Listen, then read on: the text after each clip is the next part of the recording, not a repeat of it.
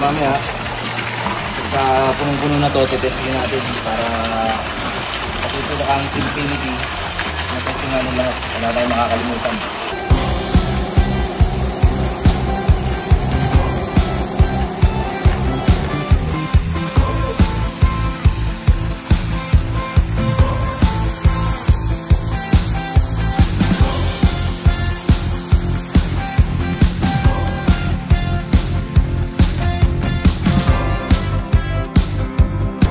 Ayan, i-turnover natin yung project natin sa Mindoro.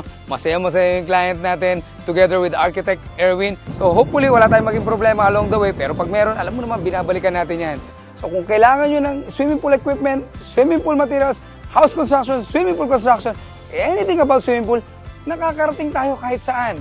Mula Luzon, Visayas, and Mindanao. Kaya kung ayaw mo ng problema, ayaw mo ng sakit ng ulo, at gusto mo sigurado, alam mo na kung sino hanapin mo. Yung makokontak mo pa rin kahit fully paid ka na. Ito ulit si Tito Sai at your service.